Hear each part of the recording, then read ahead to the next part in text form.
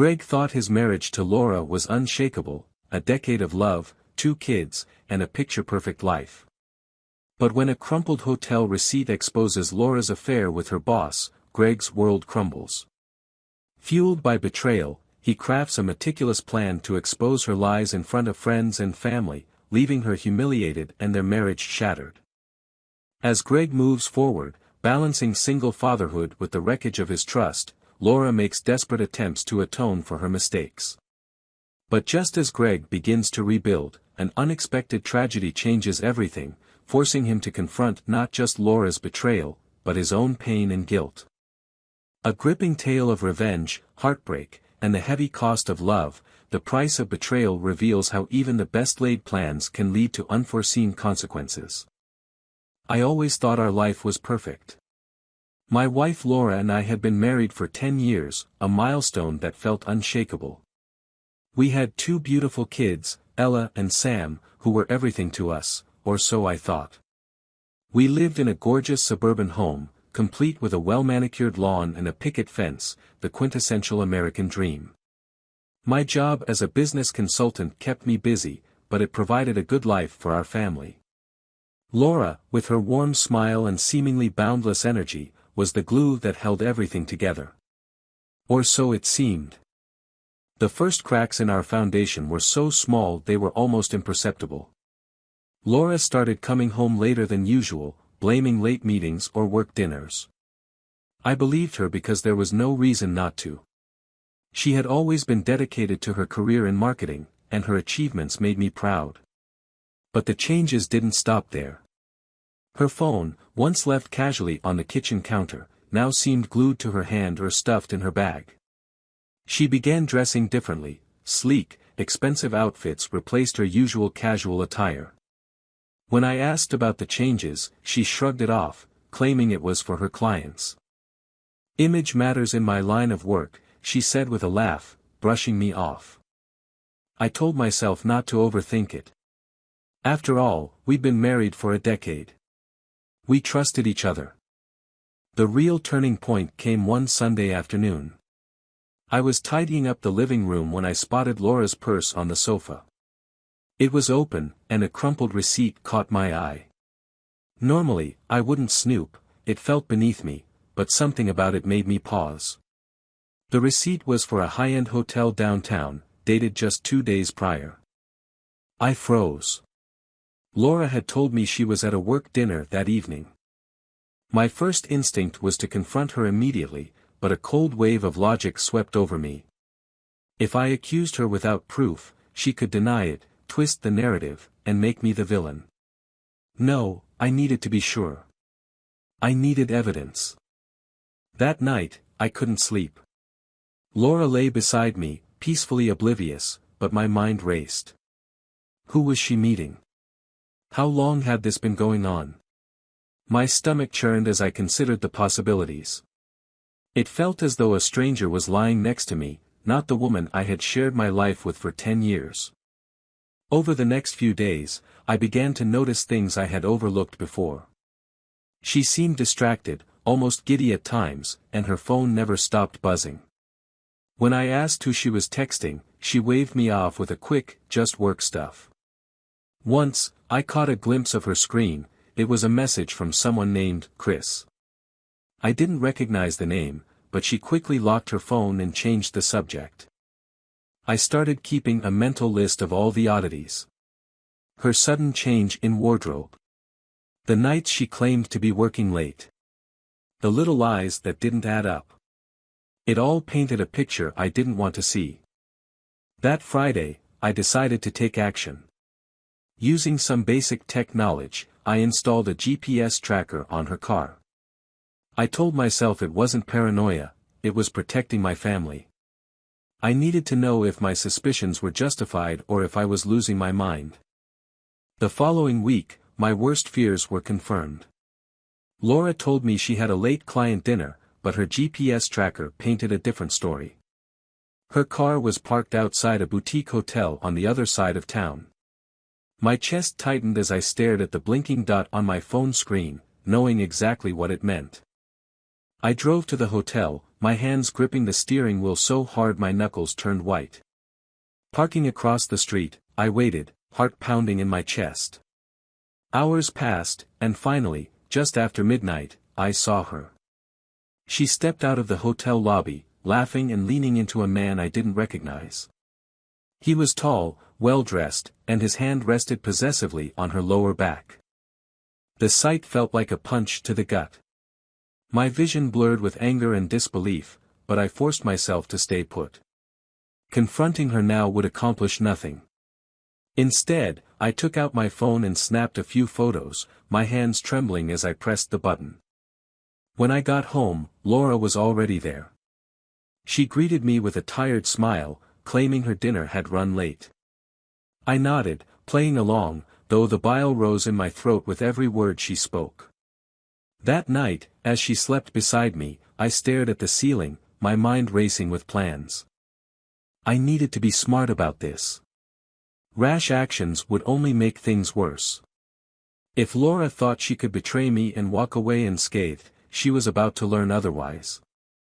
The days after confirming Laura's betrayal were a blur of suppressed rage and careful planning. I moved through life on autopilot, keeping up appearances while I pieced together the full extent of her deceit. If she noticed the distance between us, she didn't mention it. Maybe she was too caught up in her secret life to care. One evening, as we sat at the dinner table with Ella and Sam, I watched Laura closely. She laughed at something Sam said, her face lighting up with the same warmth that had drawn me to her all those years ago. But now, that warmth felt hollow, a mask she wore to keep me in the dark. My stomach churned. How could someone so loving, so devoted in appearance, carry such a heavy secret? I waited until she left for one of her client meetings before making my next move. I had already installed a tracking app on her phone that allowed me to see her messages and call logs. My hands trembled as I opened the app, bracing myself for what I might find. It didn't take long to uncover everything. The messages between her and Chris were explicit, leaving no doubt about their relationship. He wasn't just a fling, he was a full-blown affair. They spoke about stolen weekends, whispered promises, and how much they missed each other. My chest tightened as I read her words, so familiar yet now directed at another man. It was the little details that hurt the most. She called him the same pet names she used for me. She joked about things only we had shared, repurposing our memories to fuel her affair. I felt like a stranger in my own marriage. But amidst the pain, a cold determination took root. This wasn't going to break me. I wouldn't let her betrayal define the rest of my life. Instead, I would use it to take back control. The first step was financial. Laura and I shared a joint savings account, a considerable nest egg we had built over the years. Using my connections in the financial world, I transferred the bulk of the money into an account solely in my name. It wasn't theft, it was protection. I knew divorce was inevitable, and I wasn't about to let her walk away with everything we had built together. Next, I hired a private investigator. I wanted every detail about Chris, the man who thought he could steal my wife and destroy my family. The investigator, a wiry man named Tom, assured me he would get what I needed. Within a week, he delivered a file filled with photos, emails, and a detailed timeline of their meetings. Chris was her boss, a fact that added another layer of bitterness to the betrayal. He was married, with 2 kids of his own, living in the same idyllic suburb as us. The hypocrisy was staggering. While Laura played the devoted wife and mother at home, she was sneaking around with a man whose life mirrored our own. The thought made my blood boil. I wanted to confront them both, to tear down their lies in one explosive moment, but I knew that wouldn't serve my purpose. Revenge was a dish best served cold, and I planned to make it unforgettable. My opportunity came sooner than expected. Our 10th wedding anniversary was approaching, and Laura had gone all out planning a dinner party. She invited close friends and family, eager to celebrate what she called a decade of love and partnership. The irony wasn't lost on me. I played the dutiful husband, helping her organize the event, all the while knowing it would be the stage for her downfall. The night arrived, and our house was filled with laughter and warmth. Laura floated through the room, radiant in a dress I had bought her for the occasion. Watching her charm our guests, I felt a pang of sadness for the woman I thought I had married. But that sadness was fleeting, replaced by a steely resolve. When dessert was served, Laura stood to make a toast. She raised her glass, her voice filled with emotion as she spoke about our life together. "Greg," she said, her eyes misty, "these 10 years have been the best of my life. I can't wait to see what the future holds for us." I stood, raising my own glass. "Thank you, Laura. And thank you to everyone here for joining us tonight. But before we toast, I think there's something important our guests should know." The room fell silent. Laura's smile faltered, confusion flickering in her eyes. "Greg, what are you doing?" I reached into my jacket pocket and pulled out a stack of papers, the photos, the emails, the undeniable proof of her affair. "Laura, why don't you tell everyone about Chris? Your boss. The man you've been sneaking around with while pretending to be my loving wife." Gasps erupted around the table. Laura's face drained of color, her hands trembling as she reached for the papers. "This isn't. I can explain," she stammered. "Explain?" I said, my voice cold. "Go ahead, Laura. Explain how you could betray me, our children, and everything we built together." Tears streamed down her face as she tried to defend herself, but the evidence was overwhelming. The room was tense, filled with whispers and shocked expressions. Our friends and family stared at her, their disappointment palpable. When I finished speaking, I turned to the guests. "Thank you all for coming. Please, enjoy the rest of the evening. But I think this marriage is over." I walked out of the room, leaving Laura sobbing in front of the people she had deceived. Upstairs, I closed the bedroom door and sank onto the bed, the weight of the evening pressing down on me. Revenge wasn't as sweet as I had imagined, but it was necessary. The first step was done. The next would be rebuilding my life without her. The aftermath of the anniversary party was chaos. Laura's friends and family left in hurried silence, some offering weak apologies, others too stunned to speak. When I came downstairs hours later, the house was empty except for Laura.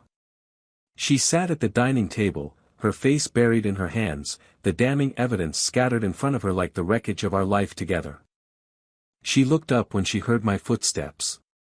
Her mascara had run, streaking her pale cheeks, and her once confident demeanor was completely shattered.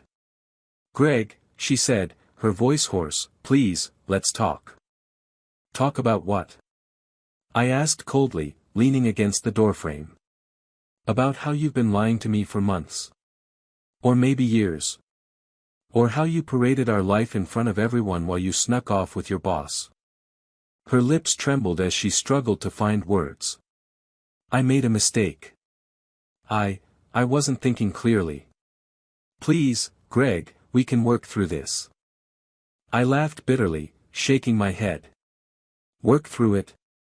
"Laura, this wasn't a mistake. It was a series of deliberate choices.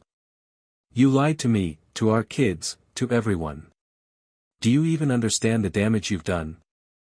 "I love you," she pleaded, standing and reaching for me. "It was stupid and wrong, but I never stopped loving you." "Love?" I snapped, stepping back. "You don't get to use that word. Love doesn't look like this, Laura. It doesn't look like betrayal." Her tears came harder now, but I felt nothing. The part of me that once might have softened at her anguish had been extinguished the moment I saw her walk out of that hotel with Chris. "I'm filing for divorce," I said flatly. "I've already spoken to a lawyer." Her eyes widened in panic. "No, Greg, please. Think about Ella and Sam. We can't do this to them." I stared at her, my voice calm but unyielding. "I am thinking about them. That's why I can't stay in a marriage built on lies. They deserve better than this. Laura collapsed back into her chair, sobbing uncontrollably. I left her there and went to the guest room, locking the door behind me. I knew this was only the beginning of what would be a long and messy process, but there was no going back. Over the next few days, I prepared for the fallout. The kids were my top priority. Ella, at 9, was old enough to notice the tension, while 6-year-old Sam was blissfully unaware. I sat them down one afternoon, struggling to find the right words. "Mom and I are going through some hard things right now," I began, keeping my tone as even as possible. "We love you both very much, and that will never change. But we've decided it's best for us to live separately." Ella's eyes filled with tears. "Are you getting divorced?" I nodded slowly. "Yes, sweetheart. But it's not your fault. This is between your mom and me. We're still a family, and we'll always be here for you." Sam looked confused but didn't say much. Ella cried quietly, and I held her close, trying to reassure her even as my own heart broke. Laura, to her credit, didn't argue about custody. Maybe she felt too guilty to fight, or maybe she knew the judge would favor me given the circumstances. I got primary custody, while she retained visitation rights. The kids would stay in the house with me, at least for now. I moved swiftly to finalize the divorce. My lawyer, an assertive woman named Megan, handled everything with precision. The evidence I had collected ensured a favorable settlement. Laura kept her personal savings and a small portion of our joint assets, but the house and the majority of our finances were mine. Megan even secured a stipulation preventing Chris from being around the kids during Laura's visitation time. "I hope you don't plan to reconcile," Megan said during one of our meetings. "Women like Laura don't change." "There's no chance of that," I assured her. Laura moved out a month after the party. Watching her pack her things was surreal, like a stranger dismantling my life. She tried to engage me in conversation a few times, pleading for another chance, but I refused to budge. She even had the audacity to suggest we go to counseling. "It's too late for that," I said coldly. "You should have thought about counseling before you started sneaking around." She finally left, taking her betrayal with her. For the first time in weeks, the house felt peaceful, though it was tinged with sadness. I didn't have much time to dwell on it, though. Between work and the kids, my days were full, leaving little room for introspection. But the nights were harder. Alone in bed, I replayed everything in my mind, the lies, the deceit, the humiliation of that night at the hotel. Anger surged in waves, tempered only by the knowledge that I had taken back control. I wasn't a victim anymore. Still, I couldn't shake the feeling that something was missing. Revenge had felt satisfying in the moment, but it didn't erase the betrayal. It didn't heal the wounds Laura had left behind. And as much as I tried to move forward, there were moments when the emptiness threatened to swallow me whole. One night, I sat in the living room with a glass of scotch, staring at the photos I had taken of Laura and Chris. The images were a painful reminder of everything I had lost, but I couldn't bring myself to throw them away. They were my proof, my justification for walking away. The next morning, I made a decision. I wouldn't let Laura's betrayal define me. I had a life to rebuild, and I owed it to myself, and my kids, to make it a good one. Months passed, and life settled into a new rhythm. The house was quieter without Laura, but it wasn't as lonely as I had feared. I poured myself into my work and the kids, determined to give them stability amidst the upheaval. Ella was doing better, though she still clung to me during her moments of sadness. Sam, in his innocence, adapted quickly. Laura, to her credit, kept her visits consistent. She'd show up on Saturdays with an overcompensating smile, arms full of treats and toys. I didn't interfere with their time together, though I kept my distance. Seeing her was still painful, even if the anger had dulled to a simmering ache. One Saturday evening, after she'd dropped the kids off, Laura lingered at the door. She looked thinner, her eyes hollowed by dark circles. "Greg, can we talk?" she asked quietly. "There's nothing to talk about," I said, already tired of the conversation. "Please," she pressed, her voice cracking. I need to tell you something." I sighed, stepping out onto the porch and closing the door behind me. "What is it, Laura?" She hesitated, wringing her hands. "I know I've lost your trust, and I deserve that. But I need you to know that I regret everything. Not for my sake, for the kids. They deserve better than what I gave them." I crossed my arms, unmoved. "And what do you want me to do about that?" "I want to make things right," she said, her voice trembling. "Even if you never forgive me, I want to prove to them that I'm not the person I've been." I didn't respond. I didn't trust her words, they felt like too little, too late. Without another word, I turned and went inside, leaving her standing on the porch. The next morning, the kids and I were having breakfast when the doorbell rang. It was unusual for anyone to visit so early, but I assumed it was a delivery. Opening the door, I found 2 police officers standing there, their expressions somber. "Mr. Greg Walker?" one of them asked. "Yes," I replied, a sinking feeling washing over me. "We're sorry to inform you that your wife, Laura Walker, was involved in a car accident last night. She didn't survive." The words hit me like a freight train. I stood there, frozen, as they explained the details. She had been driving on a wet road when her car veered off and struck a tree.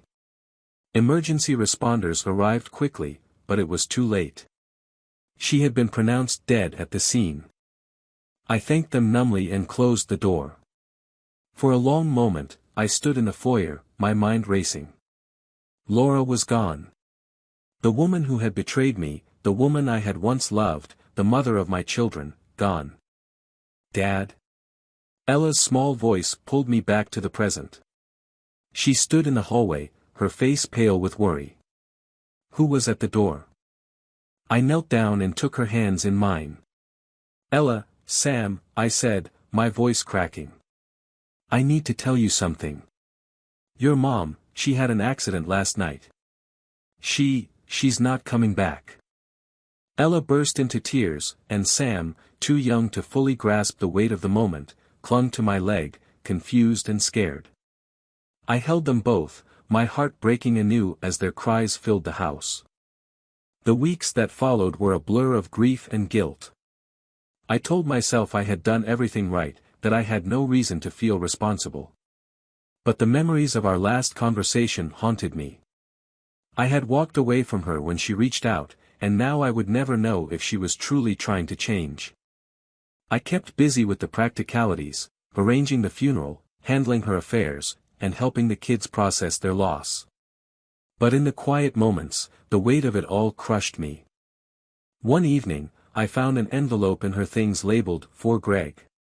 Inside was a letter, written in her familiar handwriting. "Greg. If you're reading this, I'm gone. I don't know if you'll care, but I need to say these things anyway. I'm sorry for everything, for the lies, the pain, and the betrayal. You were always the better half of us, and I didn't deserve you. I don't know why I let myself ruin what we had, but I want you to know I never stopped loving you. I hope, in time, you can find peace, even if it's not with me. Tell Ella and Sam I love them more than anything. Tell them I was wrong, and that I'm sorry for not being the mother they deserved. And Greg, tell yourself that too. I'm sorry I couldn't fix what I broke.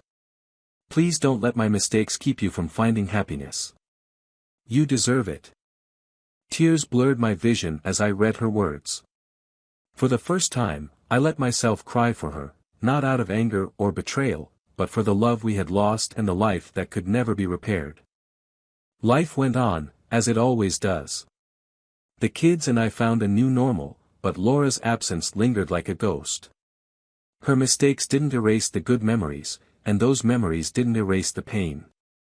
I carried them both, side by side, as I tried to rebuild a life without her. Some wounds never fully heal, and some chapters end without the closure we seek. But as I tucked Ella and Sam into bed each night, I reminded myself of what Laura had written: I deserved peace. For their sake, and for mine, I would try to find it.